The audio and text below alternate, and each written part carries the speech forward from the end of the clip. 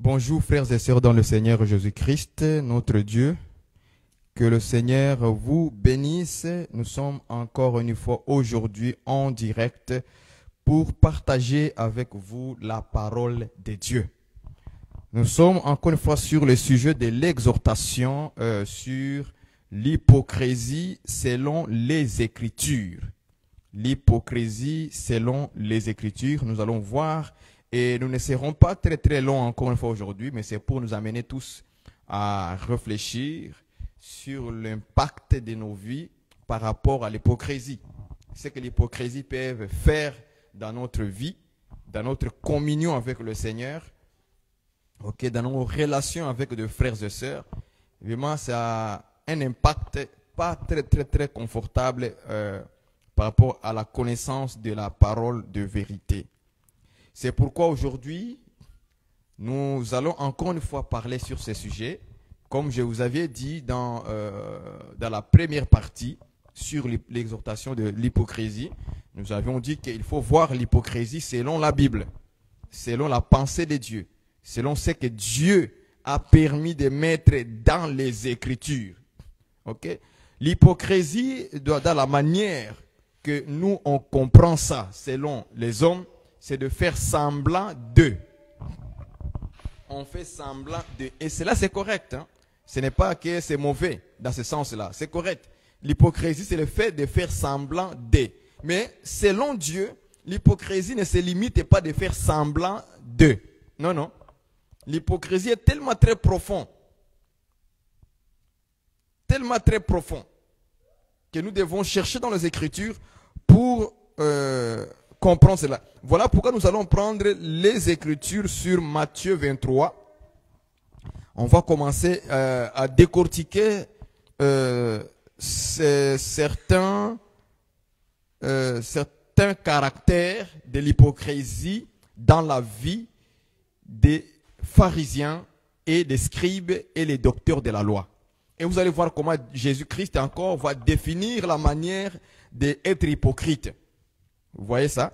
Donc, nous allons d'abord prendre Marc chapitre 12, verset 38. Marc chapitre 12, verset 38. Je le lis au nom du Seigneur Jésus-Christ. Il leur disait dans son enseignement, je prends seulement cette verset-là, cette phrase-là. Il leur disait dans son enseignement, des points. Gardez-vous des scribes qui aiment à se promener en robe longue et à être salués dans les places publiques, qui recherchent les premiers sièges dans les synagogues et les premières places dans le festin. Vous voyez ça? Donc Jésus-Christ disait ces choses dans son enseignement. Mais dans son enseignement, qu'est-ce qu'il disait? Gardez-vous de scribes, vous voyez, qui aiment à se promener en robe longue. Vous voyez ça? Il dit, gardez-vous des scribes. Mais il a dit ça où? Dans son enseignement. C'est-à-dire que lorsque Jésus-Christ donne des avertissements, ce sont des enseignements. Même si Jésus prend l'exemple des pharisiens, des scribes, pour les interdire. Mais comme c'est dans son enseignement, ça devient notre enseignement. Tandis qu'il a utilisé les gens de mauvaise vie, des scribes et des pharisiens. Il a pris l'image des pharisiens, il dit, pharisiens hypocrites, vous faites ceci, vous faites cela. Vous voyez ça? Vous serez jugés. Mais quand Jésus utilise cette image-là pour nous, c'est un enseignement pour que nous ne répétons pas la même chose comme des pharisiens. C'est pourquoi il disait ces choses dans son enseignement à lui. Maintenant, cet enseignement devient comme un avertissement pour nous.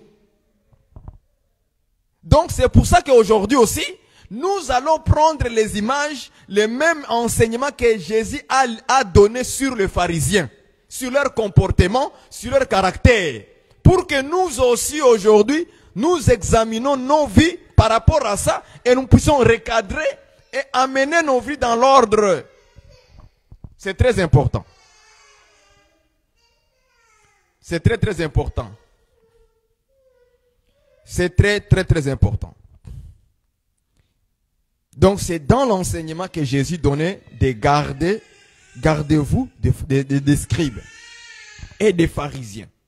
Il disait gardez-vous, mais il disait ça où? Dans son enseignement. C'est-à-dire que quand Jésus donne cet enseignement-là de se garder, quand il parle sur les pharisiens, quand il parle sur le scribe, pour nous c'est un enseignement de leçon.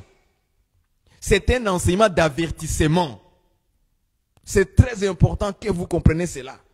Ne croyez pas que Jésus-Christ, lorsqu'il réprimandait, censurait le pharisien, ça veut dire que ça reste pour les pharisiens, donc nous, ça ne nous concerne pas. Non, non, non, ça nous concerne.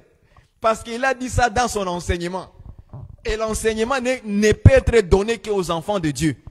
Parce que le païen eux-mêmes ne suit pas l'enseignement de Jésus. Est-ce que vous comprenez ces choses? Donc, c'est dans son enseignement que Jésus réprimandait des pharisiens. Mais cela, pour nous, c'est une leçon, c'est un avertissement. C'est pourquoi nous allons rentrer dans Matthieu chapitre 23, verset 13. On va commencer maintenant, Matthieu 23, verset 13.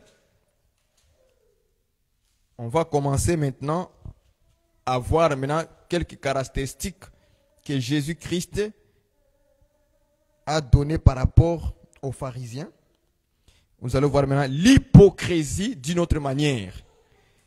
L'hypocrisie d'une autre manière. Écoutez maintenant le verset 13. Malheur à vous, scribes et pharisiens hypocrites. Vous voyez ça? Donc des pharisiens et des scribes étaient de qui? Des hypocrites. Selon la version Louis II 1910.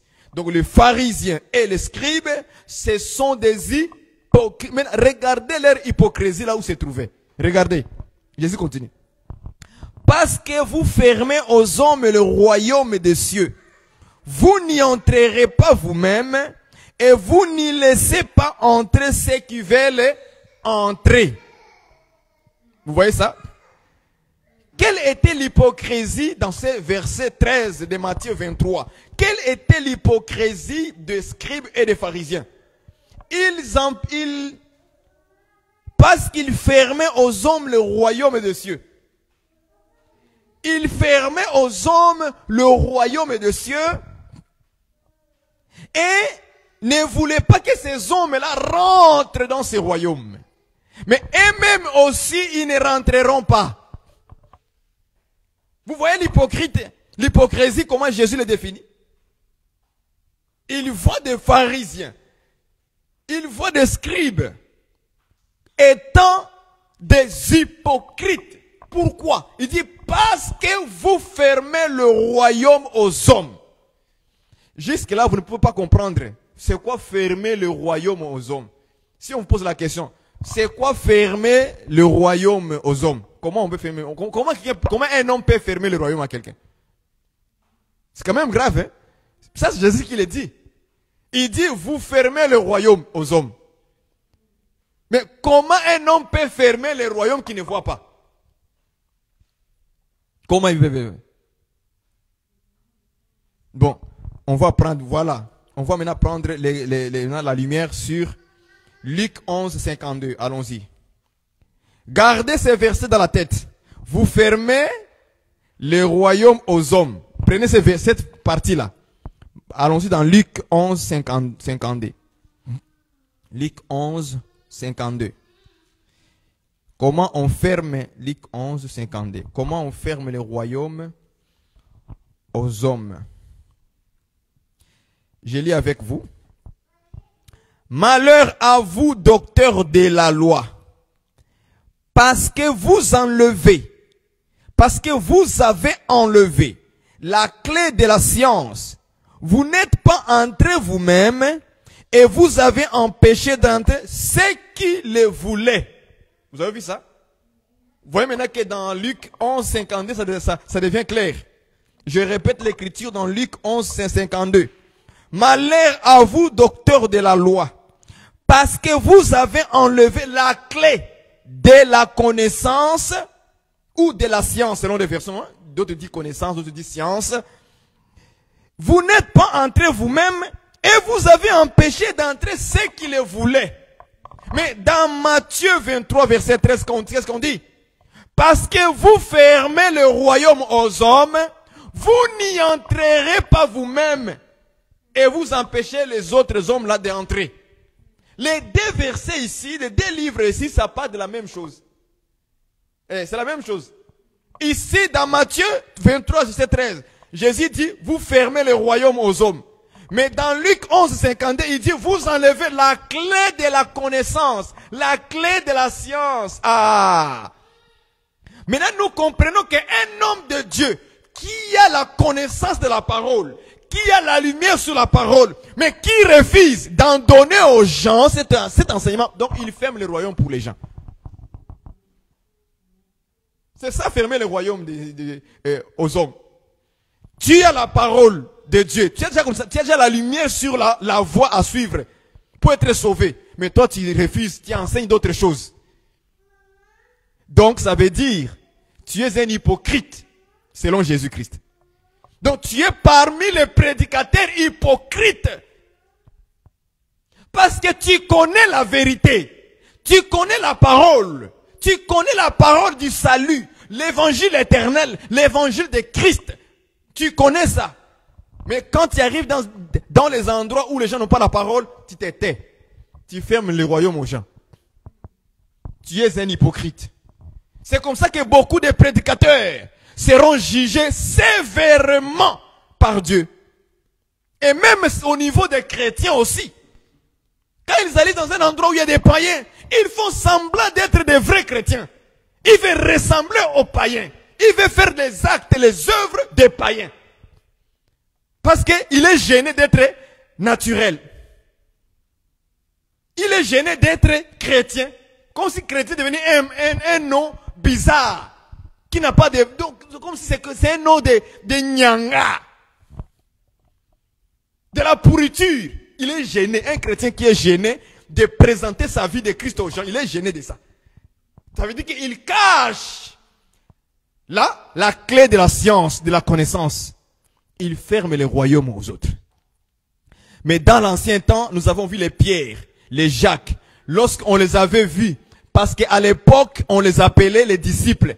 Le jour où on a vu comment ils marchaient, comment ils se conduisaient, comment ils faisaient l'œuvre de Dieu avec beaucoup de zèle, les gens, on les a appelés pour la première fois. Voici les chrétiens. Aujourd'hui, nous, on fuit. Même quand tu arrives à l'aéroport, on te demande quelle est ta religion. Non, je n'ai pas de religion. Tu refuses. Ma soeur, pourquoi tu refuses? Tu as une religion. Tu as une religion, il faut le prouver. Je suis chrétien.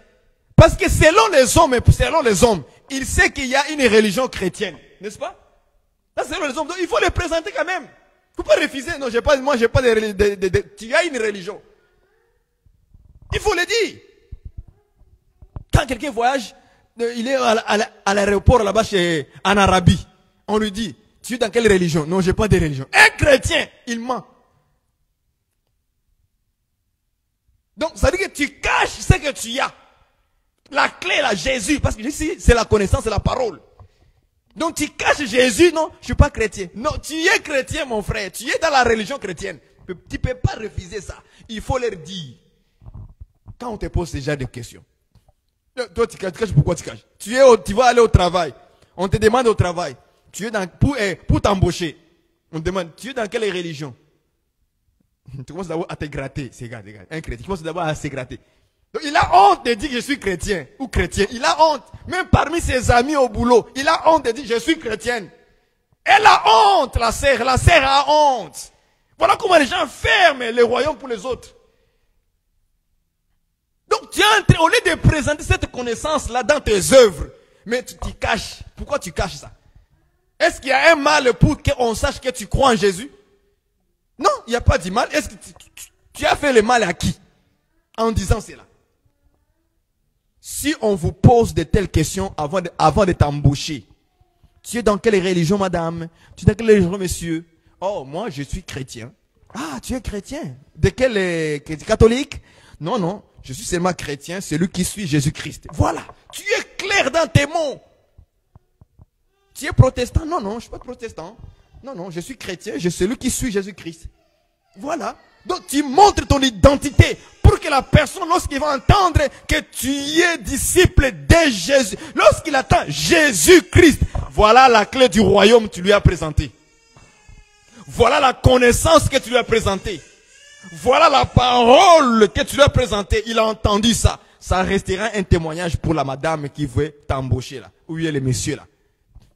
Ça reste un témoignage qu'un jour, dans ton bureau là, quand tu voulais engager un monsieur ou bien une madame, tu lui avais posé une question s'il est dans quelle religion. Il t'a répondu qu'il lui, il suit Jésus-Christ. Est-ce que vous voyez ça? Donc, la clé du royaume, la clé de la connaissance, c'est Jésus. C'est quand nous présentons Jésus aux gens, donc nous les ouvrons le royaume. Maintenant, chacun doit maintenant croire.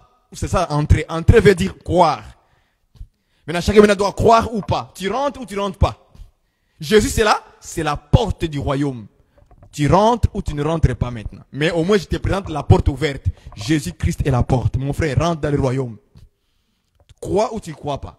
Mais le fait que de refuser de ce que tu es, c'est aussi ferme. C'est aussi une manière de dire, je te ferme toi de ne pas connaître Jésus. C'est ce que les pharisiens faisaient à leur époque.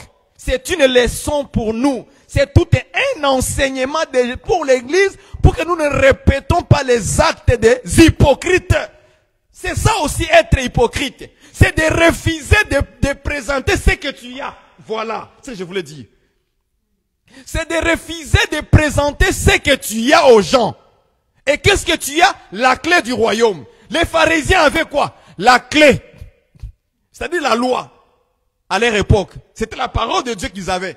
Mais au lieu de présenter la loi de Dieu aux gens pour qu'ils puissent entrer dans le royaume des cieux, et ils gardaient la loi et ils présentaient des traditions des hommes. Ils font le contraire maintenant. Et Jésus les a appelés dans Matthieu quelque part, il dit, hypocrites, vous annulez le commandement de Dieu au profit de vos traditions. Vous voyez ce qu'ils faisaient les pharisiens? Hypocrite parce que pourquoi? Vous annulez la parole de Dieu au profit de quoi? De vos traditions, de vos coutumes humaines. C'est ça aussi, frères et sœurs, être hypocrite dans un sens de Dieu, de Jésus-Christ. Ça, vous devez comprendre ça, frère. Nous devons corriger, nous tous, nos vies, pour ne pas être trouvés comme des hypocrites devant Dieu. L'hypocrisie, ce n'est pas seulement faire semblant. Non, c'est aussi refuser de montrer ton identité, ce que tu as. Tu as quoi? Tu es un chrétien, tu es une chrétienne. Et Pierre a dit que c'est un bon nom. Il dit, nous glorifions Dieu à cause de ces noms. Chrétiens. Si nous appelons des chrétiens, nous disons gloire au Seigneur Jésus-Christ. Je n'ai pas honte de Jésus, ni de l'évangile que je porte. C'est ça la clé, l'évangile éternel. L'évangile de Christ. C'est ça la parole de la vérité que je porte. La clé de la connaissance, de la science. C'est Jésus-Christ. C'est Jésus. Maintenant, lorsque vous présentez, vous ne présentez pas ce que tu as, ça veut dire que tu fermes aussi la porte du royaume aux hommes. Tu fermes. C'est comme ça qu'un homme peut fermer le royaume. Parce que Jésus-Christ passera toujours par les hommes aussi pour se présenter. Même si quelquefois, il peut faire des exceptions de révélation sur certaines personnes lui-même. Mais la plupart du temps, Jésus passe par ses disciples. Il passe par ses serviteurs, ses servantes. C'est à eux qu'il passe. Il donne la clé du royaume à eux. Il les donne la connaissance de la parole, de la vérité. C'est à toi maintenant d'aller présenter ça aux gens. Est-ce que vous comprenez ça? Maintenant, par rapport aux prédicateurs, là j'ai parlé de manière générale, comme tout enfant de Dieu aussi, à la clé du royaume, à la clé de la connaissance. Donc il ne faut pas mentir ou ne pas présenter ce que tu as. Il faut, quand on te pose une question, es-tu chrétien, chrétienne, tu dis oui. Il ne faut pas refuser. C'est aussi une manière de présenter la clé de la connaissance. Parce que la connaissance, c'est ça, le nom de Jésus que tu portes. C'est ça la parole. Est-ce que vous comprenez ça? Oui, je suis un enfant de Dieu. Oui, oui, je le suis. Je confirme. Peu importe, même si les patrons là qui veulent m'engager là, ils changent d'idée parce que je suis chrétienne, c'est son problème à lui. Mais moi, je vais présenter ma foi. Là où je crois. Tu es dans quelle religion? Je suis chrétienne. Point barre. Je suis chrétienne. Alors, c'est quoi? Je lui présente mon identité, la clé du royaume. C'est aussi une manière pour lui montrer la voie du Seigneur. Est-ce que vous comprenez ces choses, frère? Mais beaucoup de chrétiens ont choisi la voie de dire non, de mentir, de refuser leur identité, de ce qu'ils ont, de ce que Dieu les a donné, de ce qu'ils ont reçu du Seigneur.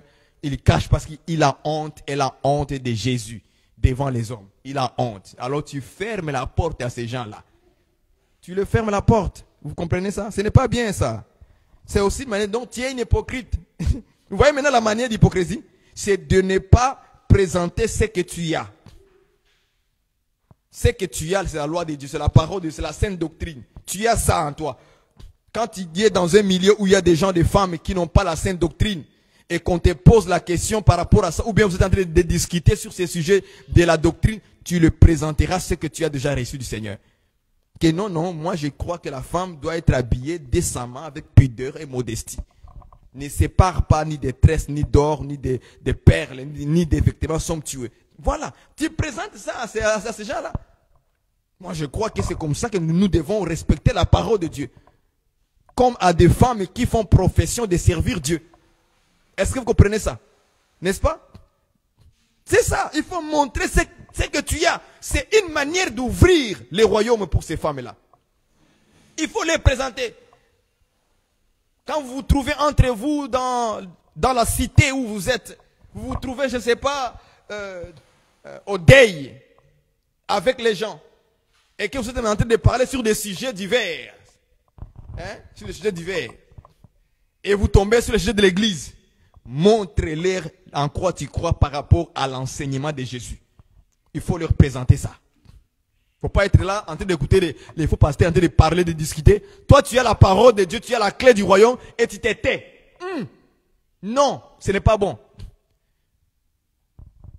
Parce qu'il y a certains hommes de Dieu doivent aussi écouter les autres. Tu dois les présenter ce que tu connais, ce que tu as pour les ouvrir le royaume. Amen. Il ne faut pas cacher cela. Voilà. Ils font quoi? Ils cachent. Luc 11, 52 nous dit, malheur à vous, docteurs de la loi, parce que vous avez enlevé la clé de la connaissance de la science. Vous n'êtes pas entrés vous-même. Et vous avez empêché d'entrer ceux qui le voulaient. Même ceux qui veulent aussi entrer dans ce royaume, ils commencent à les empêcher. Ils commencent même à les empêcher. Mais en même temps, eux-mêmes ne rentreront même pas parce qu'eux-mêmes ne pratiquent pas ce qu'ils disent. C'est ça que Jésus a reproché beaucoup les pharisiens. Il dit, ils disent des choses qu'eux-mêmes n'ont pas capables à remuer même par leurs propres doigts. Ils donnent les fardeaux aux hommes, des lois pesantes. Mais eux-mêmes, ils ne pratiquent pas ces lois-là. Des traditions d'hommes, hein, je n'ai pas de traditions d'hommes. Parce qu'ils annulaient le commandement de Dieu en les remplaçant par des traditions d'hommes. Par exemple, chez les Juifs, il fallait se laver les mains avant de manger.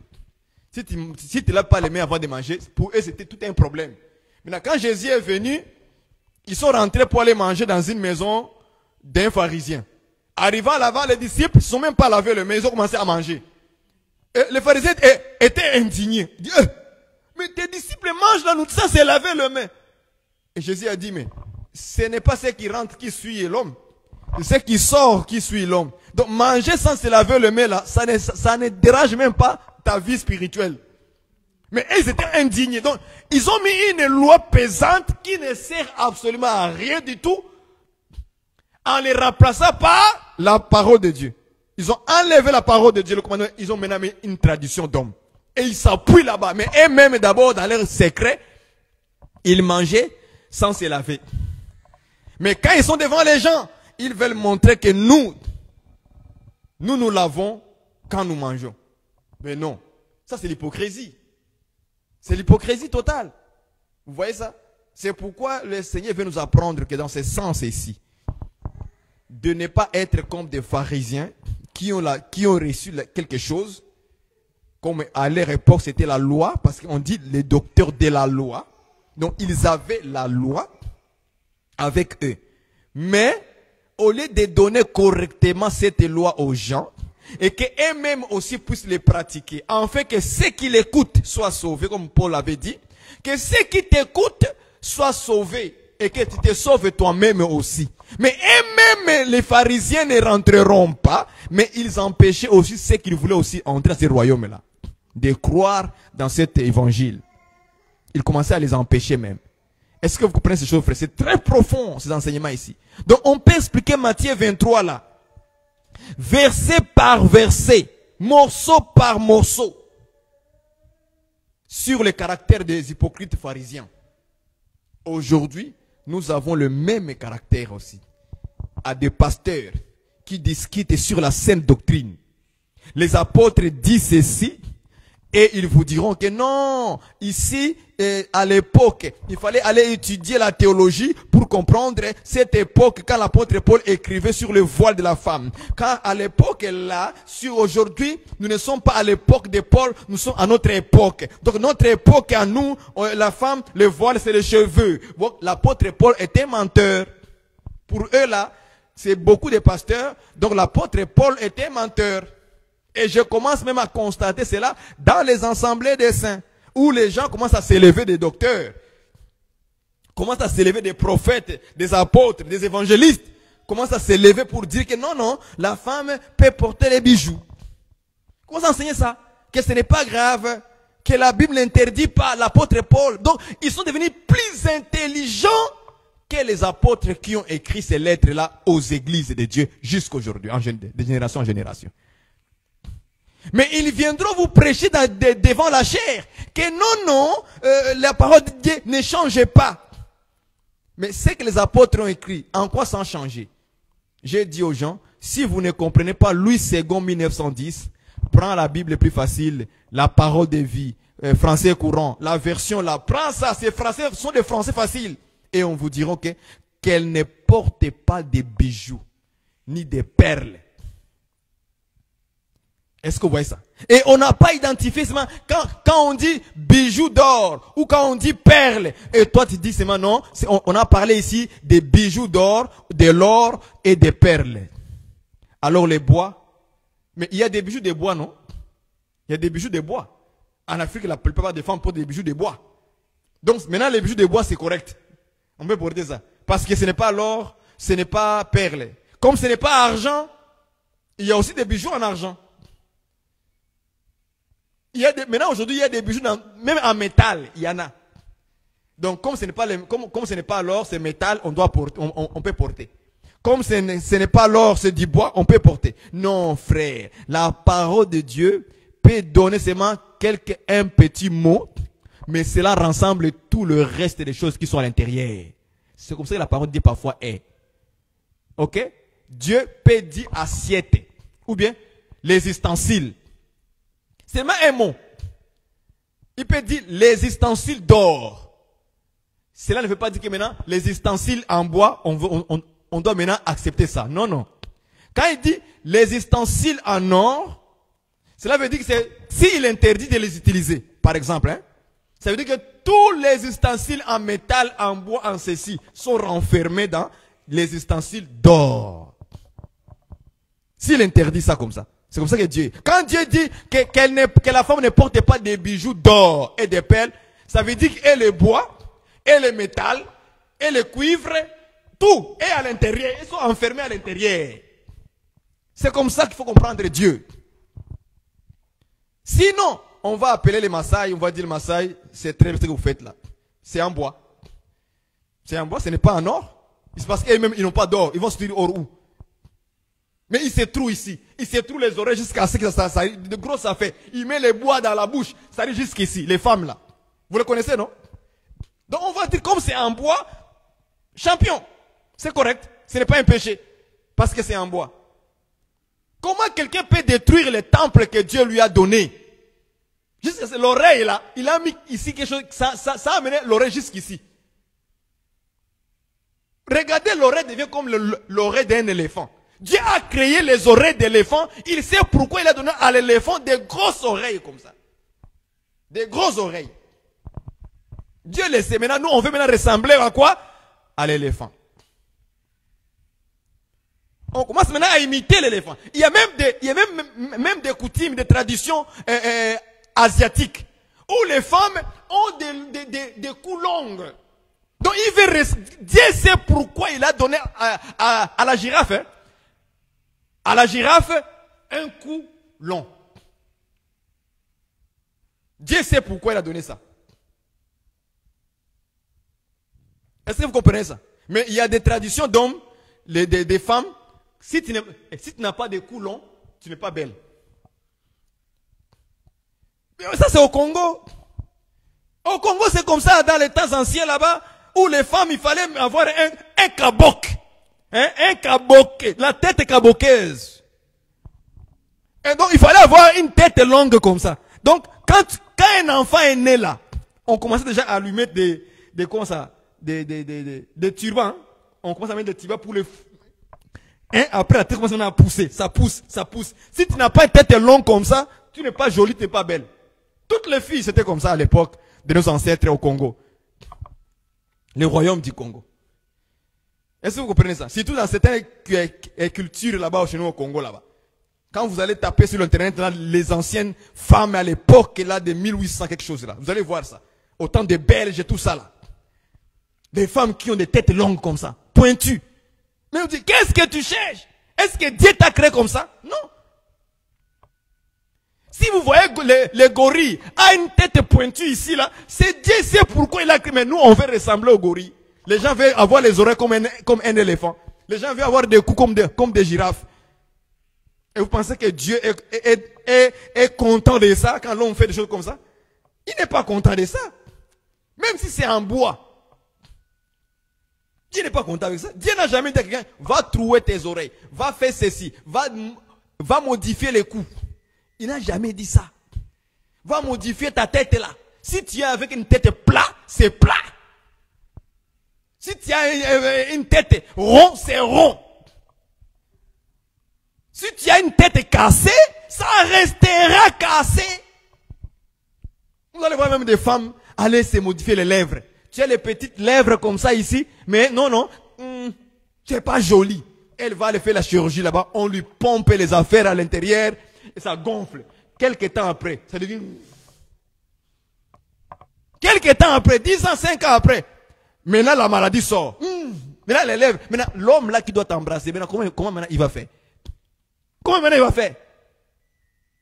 Mais tu viens de lui mettre dans le problème. Tu viens de lui mettre dans les problèmes.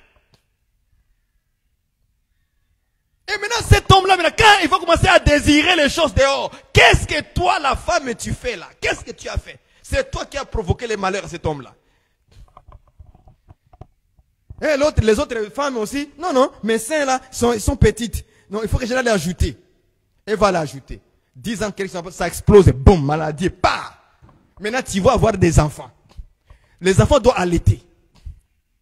Mais les enfants ne peuvent plus allaiter leur lait naturel parce que maman n'a plus de seins. Où sont partis tes seins? Maman a perdu ses seins parce qu'elle voulait être jolie. Je parle aux jeunes filles qui nous suivent là-bas.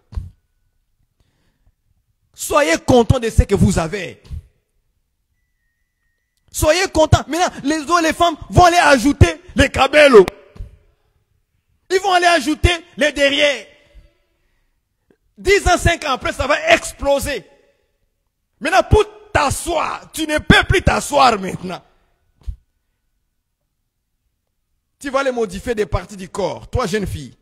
Parce que tu veux montrer aux hommes que tu es jolie. Ce sont des artifices. Ce n'est pas la vérité.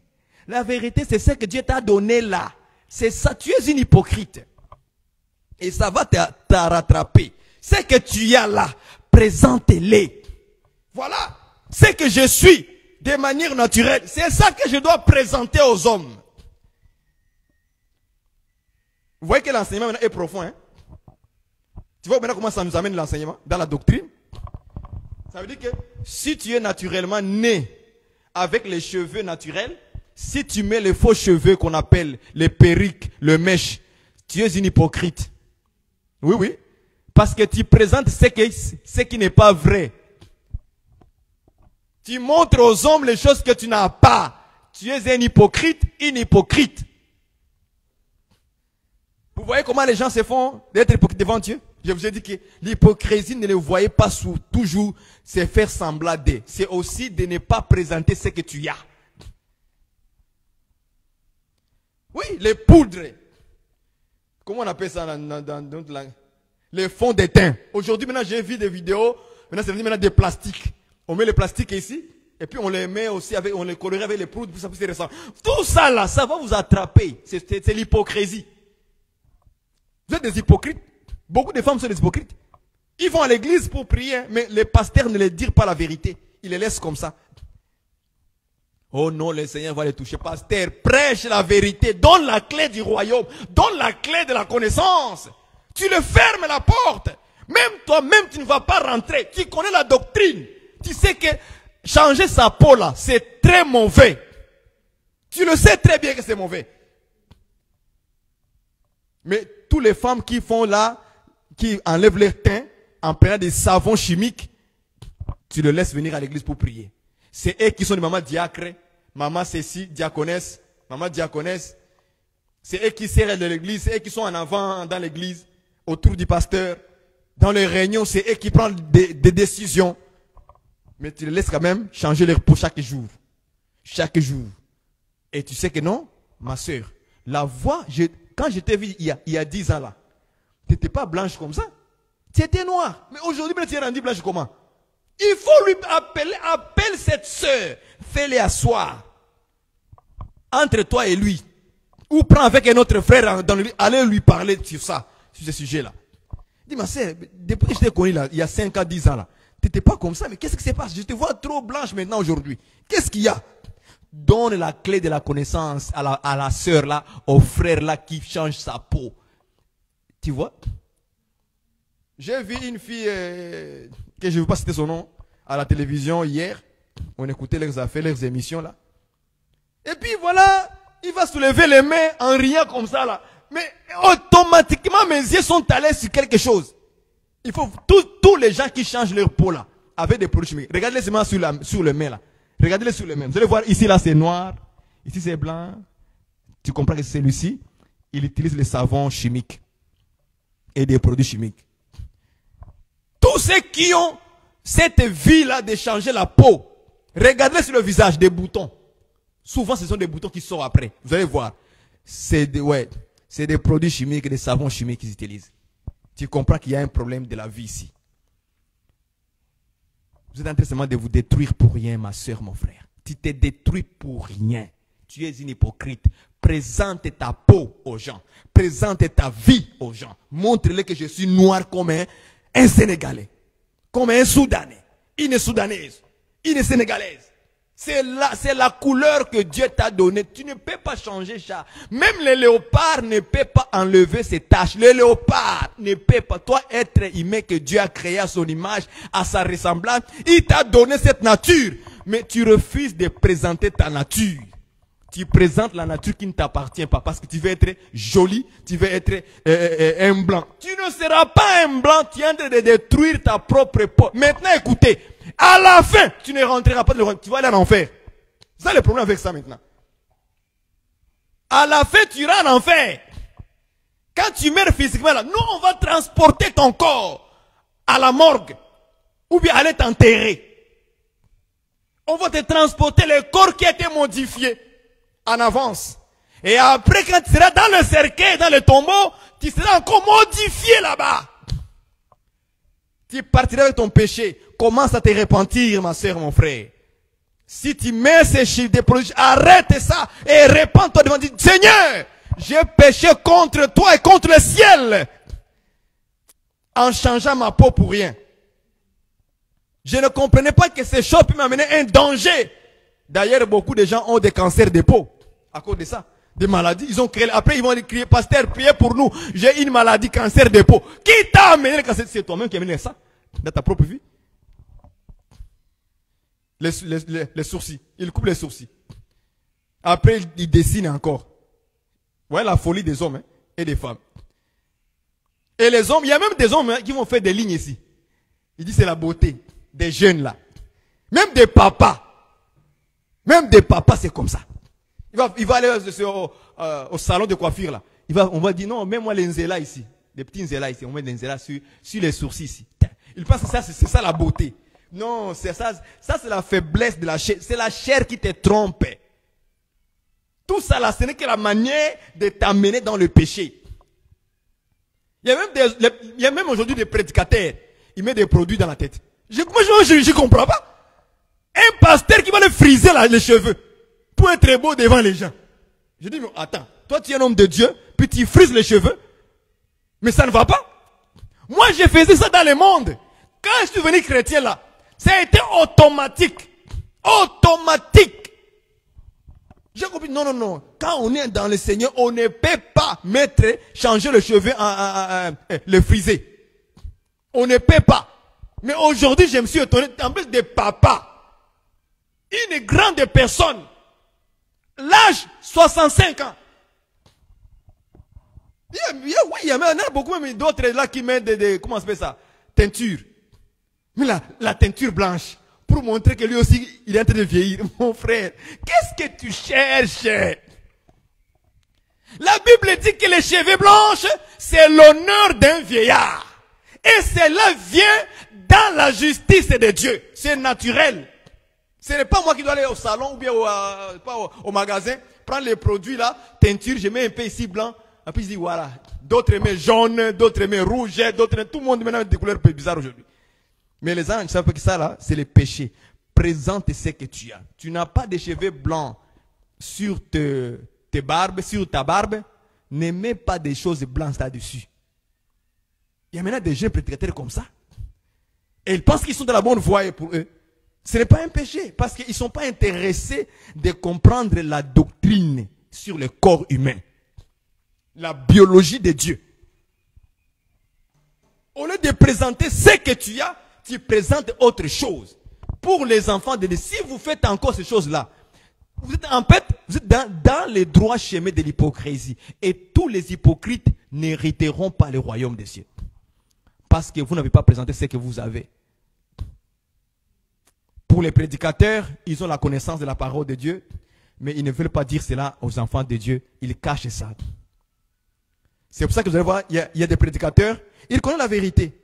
Mais comme sa femme porte certaines choses qui ne sont pas selon, il ferme la bouche. Non. Si tu fermes la bouche à tes enfants, à ta femme, pour ne pas leur dire la vérité, les enseigner ce qui est vrai, tu le fermes le royaume. C'est un danger. Vous voyez comment l'enseignement peut nous amener. D'ailleurs, il y a encore d'autres choses à dire. Parce qu'il y a Matthieu 13, Matthieu 14, Matthieu 15, Matthieu 16. Vous voyez, je peux sonder chaque verset. Chaque dimanche, un verset seulement. On va rentrer en profondeur. On va rentrer en profondeur. Vous allez voir que c'est tellement profond ce que Jésus avait dit. C'est tellement profond. Donc, verset 16, 17, 18, 19, 20, 21, 20, c'est tellement 23, 24, 25. J'ai seulement parlé de verset 13, je n'ai même pas encore fini et le temps est déjà passé. Il est quelle heure? Le temps est déjà passé, je crois. Parce qu'il faut que je parle sur le verset 14. Et après, d'ailleurs, le verset 14, là, c'est encore plus, on parlera de l'apparence. Je pense que le temps est déjà passé, le récit ne fonctionne pas bien. Hein? Le verset 13, c'est tellement profond. Hein? Le verset 14, qu'est-ce qu'on nous dit? Malheur à vous, scribes, pharisiens, hypocrites, parce que vous dévorez les maisons de veuves. Vous voyez ça? Parce que vous dévorez les maisons de veuves et que vous faites pour l'apparence de longues prières. À cause de cela, vous serez jugés plus sévèrement. Verset 14, frères et sœurs. Il dit que les prédicateurs, c'est ça aujourd'hui, frère. Veux ou veux pas, tu es un pharisien, tu es un scribe. Tu es à l'image de celui qui doit donner l'enseignement, doit prêcher aux gens la vérité. Mais regardez ce qu'ils font. Voilà pourquoi ils sont hypocrites. Hypocrisie, là, frère. c'est tellement très profond. Regardez pourquoi ils sont hypocrites. Parce que vous dévorez les maisons de veuves.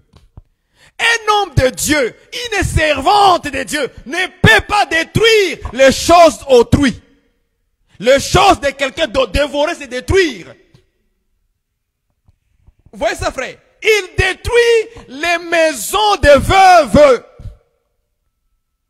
Des veuves, c'est qui? C'est une femme qui a perdu son mari. Aujourd'hui, ce sont les hommes de Dieu maintenant qui rentrent. Comme l'apôtre Paul avait dit, on va prendre 2 Timothée chapitre 3, verset 6. Comment ils détruisent les maisons des gens, des veuves. Prenons 2 Timothée. 2 Timothée. Rapidement 2 Timothée. Regardez comment ils détruisent. L'apôtre Paul va nous aider de nous montrer comment on détruit les maisons de veuves.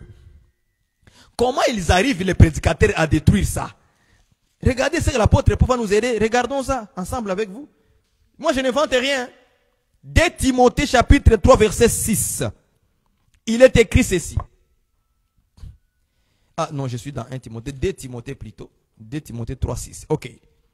Il en est parmi eux qui s'introduisent dans les maisons et qui captivent des femmes d'un esprit faible et borné. Écoutez ça. Chargés de péché, agités par des passions de toute espèce. Quand un homme de Dieu se trouve déjà dans cet état-là, il sera facile pour lui de détruire la maison de veuve, la maison des femmes d'un esprit faible et borné. Vous voyez ça? Un esprit comment? Faible. Parce qu'il y aura toujours des gens qui ont des esprits faibles, à qui, quand les pasteurs parlent, ils se soumettent facilement. Il y a toujours des gens comme ça. Et surtout au niveau des femmes. Même des hommes aussi, il y en a des frères, tout ça là, il y en a. Lorsqu'un homme de Dieu parle, tout le monde croit dans l'église. Même si c'est une fausseté.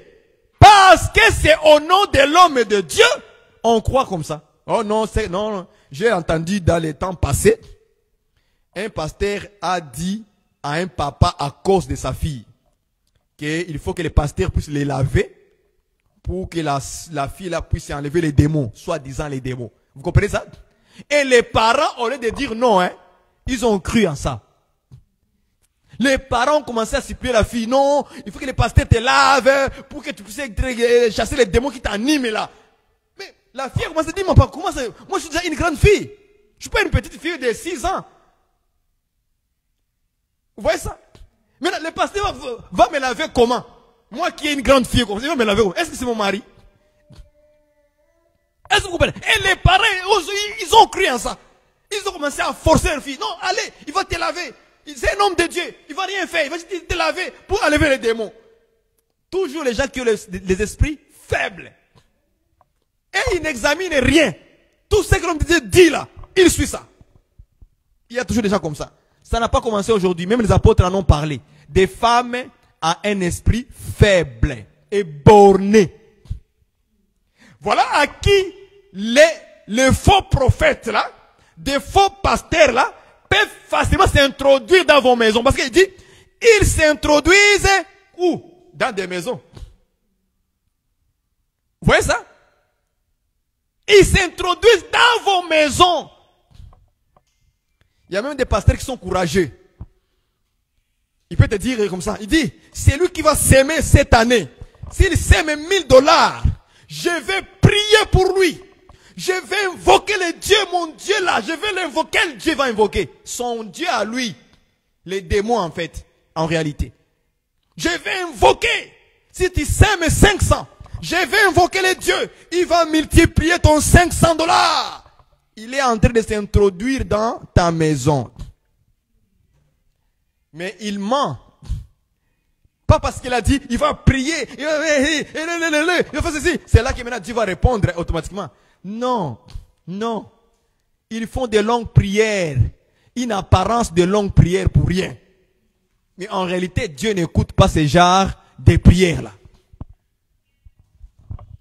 Et les gens qui ont des esprits faibles et bornés, qu'est-ce qu'ils font? Ils croient à ça et ils vont aller donner l'argent.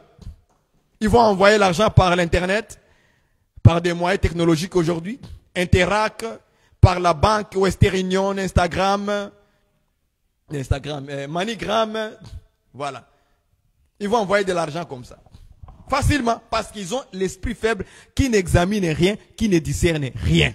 Ils sont bornés dans la tête. Ils sont bornés. Il y aura toujours des femmes et des hommes faibles comme ça dans la vie. Est-ce que vous voyez? Donc ces gens-là, ils s'introduisent dans des maisons de vie. Et en plus, ils viennent dévorer. Il y a même des hommes de Dieu qui détruisent les couples. Il y en a. Ils dévorent les maisons des veuves. Ils dévorent les maisons des gens.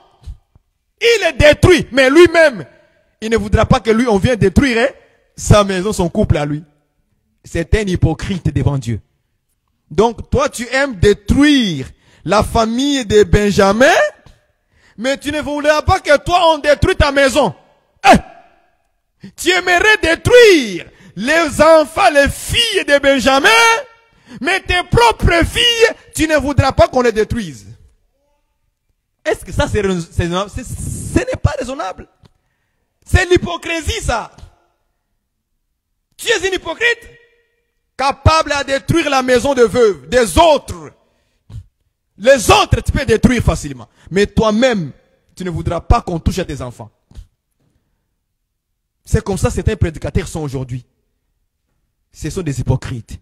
Et le Seigneur les a promis quelque chose de très très très profond ici. Il dit, vous serez jugés plus sévères. Voilà le prix qu'il donne. Il n'a pas dit, vous serez pardonnés plus. Non, vous serez jugés sévèrement. Donc il y a une sanction directe de jugement pour vous qui vous attend. C'est-à-dire que tout homme de Dieu doit s'examiner. Est-ce que moi je désire le bien des autres? Parce qu'un enfant de Dieu, un prédicateur d'abord, il doit être une personne qui désire le bien sur les autres. C'est pourquoi même l'Écriture dit, bénissez vos ennemis. Priez pour ceux qui vous persécutent, pour ceux qui font du mal. Bénissez-les, priez pour eux. Pourquoi? Parce que Dieu veut que nous, les enfants de Dieu, qu'on cherche toujours les biens sur les autres. Toujours les biens. Mon frère a réussi dans sa vie. Mon frère gagne de l'argent. Mon frère a une entreprise. Mon frère, ma soeur a cela. Moi, je n'ai pas ça. Mon souci sera toujours de le bénir, de glorifier Dieu de mon frère qu'il a réussi dans sa vie. Même si moi je ne réussis pas, est-ce que vous comprenez ça? Même si moi je ne réussis pas. Si c'est mon frère qui réussit, ma soeur qui réussit, alors moi, mon souci c'est de bénir la réussite de mon frère. Mais aujourd'hui, en général maintenant, voit les chrétiens, dès qu'il voit son frère réussir, il vient devant là. Bien-aimé dans le Seigneur, cette année je vais témoigner.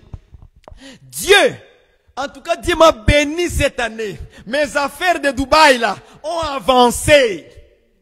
La sœur ou le frère qui est à côté là-bas, elle commence à agresser les dents. Elle commence à agresser les dents. Il commence à agresser comme son propre frère. Et à la fin c'est quoi? Il veut maintenant détruire les affaires d'autrui. Les affaires de son propre frère de même église. Est-ce que vous comprenez ces choses-là? C'est dangereux. Pourquoi voulais-tu détruire les choses de ton frère? Tu veux les dévorer? Il commence maintenant à haïr. Même pour lui dire bonjour dans l'église. Bonjour. Donc même bonjour devient lourd, devient pesante. Donc bonjour devient un bonjour vraiment lourd. La sœur vient lui saluer. Bonjour mon frère. Ah, bonjour. Ça va? Donc même pour répondre, d'avoir des difficultés. Tu es un haineux. Tu es haineux. Tu rends en enfer. Parce que selon Dieu, la haine, c'est quoi? La jalousie nous amène en enfer. C'est l'œuvre de la chair. La haine, c'est l'œuvre de la chair. Tu n'es qu'un enfant, un charnel. Tu dois te repentir. Nous devons nous repentir. Car la loi nous dit ceci. Ne faites pas aux hommes ce que tu ne veux pas qu'on puisse faire à toi. N'est-ce pas? Si j'ai bien prononcé les mots exactement dans la Bible, je pense que c'est ça. Ne faites pas aux hommes ce que tu ne veux pas qu'on fasse sur toi. C'est ça la loi. C'est la loi et les prophètes. Ne détruis pas la maison de veuve des autres, même les affaires des autres. Ne t'introduis pas sur des femmes faibles d'esprit et bornées. Quand on sait déjà que cette femme-là, cette sœur, a un esprit très faible, parce qu'un homme de Dieu doit connaître ses brebis. Quand tu connais que cette femme ici, cette sœur, a un esprit faible et borné. Ces frères-là a un esprit faible et borné. Ils croient à n'importe quoi. Elle croit à toutes sortes de choses sur l'internet. C'est ma responsabilité en tant qu'homme de Dieu de l'aider maintenant à s'en sortir dans un esprit faible et borné. Est-ce que vous comprenez ces choses, frères et sœurs? C'est à moi de les aider et non pas de les détruire. Quand tu comprends que la sœur ici est faible, alors le pasteur vient en profiter sexuellement parlant. Parce qu'il sait déjà que cette sœur-là, si je lui parle comme ça, avec la parole de Dieu, je peux la voir, je peux coucher avec elle. Et le pasteur maintenant commence à calculer. Ah, ma sœur, peux-tu venir à la maison, je peux préparer pour moi? La sœur devient maintenant automatiquement la femme du pasteur. Tandis que le pasteur est marié, n'est-ce pas? C'est comme ça que les pasteurs arrivent à faire des dégâts avec les sœurs. Donc, si vous parlez à beaucoup de sœurs, de jeunes sœurs célibataires dans les églises, vous allez voir que beaucoup de sœurs célibataires là sont devenues des femmes, des pasteurs sans le savoir. Parce que le pasteur a compris l'esprit de la sœur. C'est un esprit faible, borné. Elle ne connaît pas, elle n'a pas la connaissance de la parole de Dieu.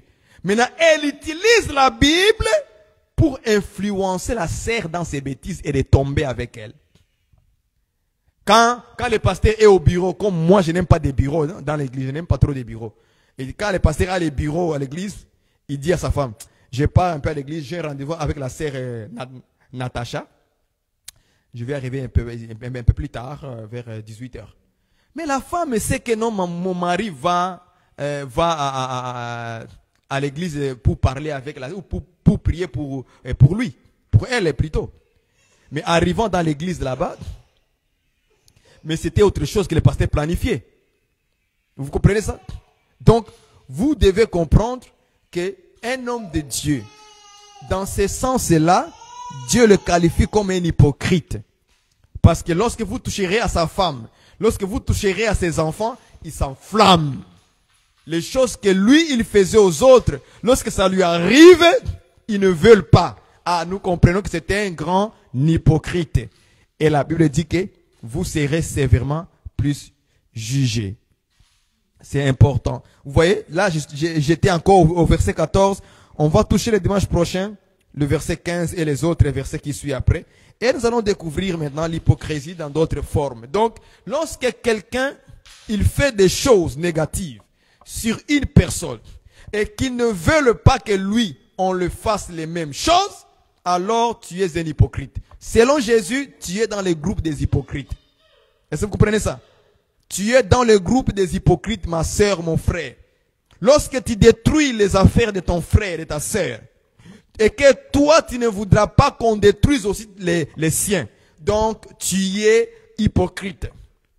Est-ce que vous comprenez ces choses, frères? Donc ce sont des manières que Jésus a placé les pharisiens dans leur hypocrisie, de ce que les choses qu'ils faisaient. Cela montrait qu'ils étaient complètement des hypocrites.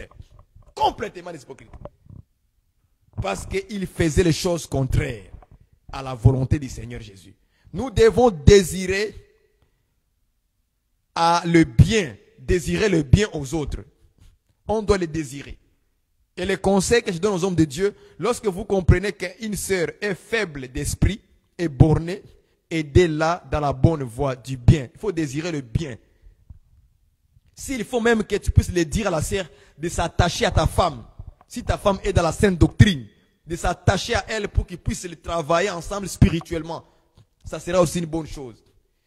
Donc, dans l'église, on doit avoir des femmes sages, intelligentes, pour aider ce genre de sœurs qui sont faibles d'esprit et bornées. Si toi, tu sens que non, ça risque de t'amener dans le désir de la chair, alors confiez-la aux femmes sages de l'église. Ce n'est pas mauvais, c'est une bonne chose. Les femmes sages de l'église, les mamans âgées, peuvent prendre soin d'elle pour la travailler spirituellement, Parce que les femmes dans nos églises aussi doivent travailler spirituellement vraiment.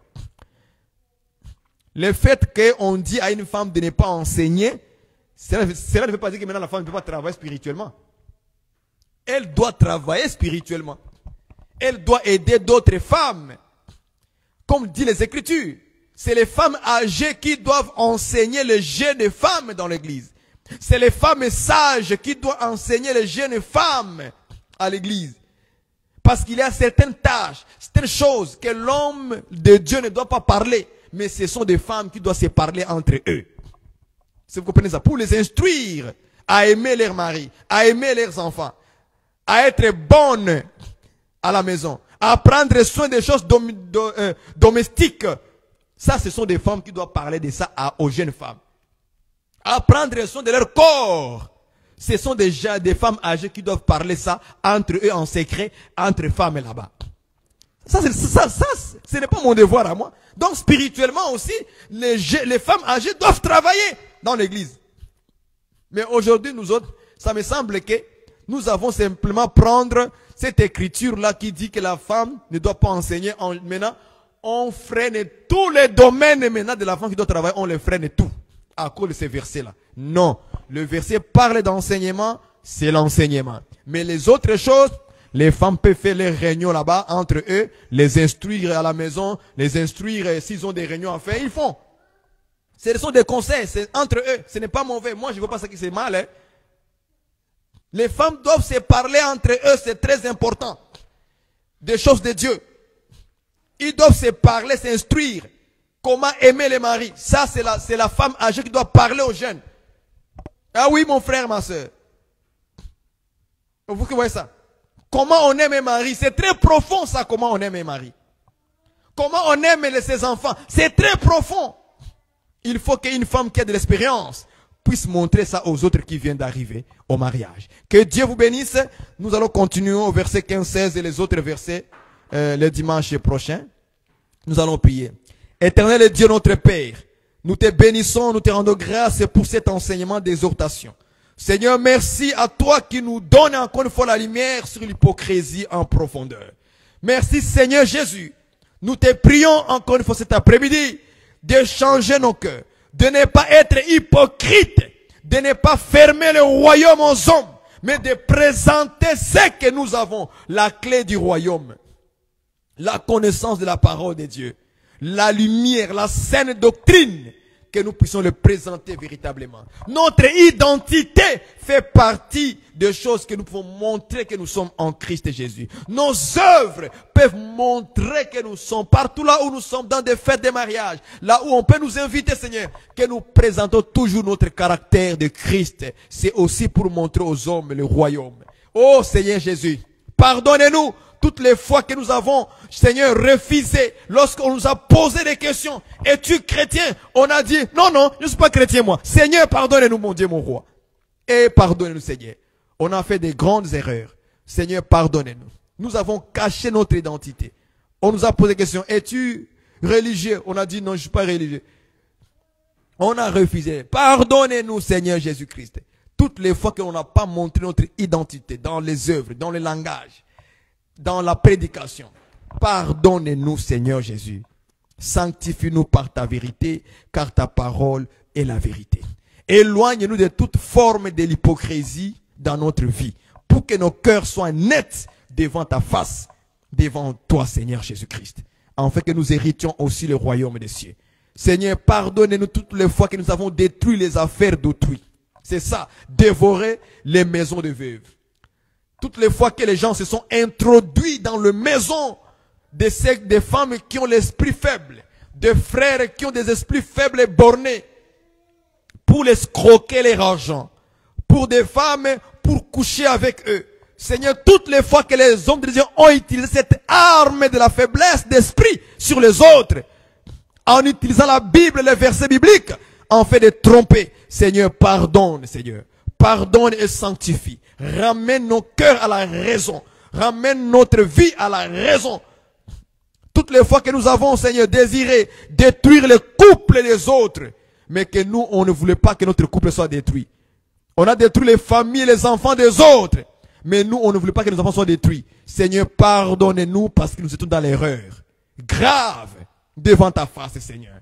Pardonne tes serviteurs. Pardonne tes enfants qui ont fait cela. Au nom puissant de Jésus-Christ. Ainsi nous avons imploré ta miséricorde. Amen. Que Dieu vous bénisse et le dimanche prochain, nous allons continuer encore une fois sur l'hypocrisie dans les Écritures. Soyez bénis.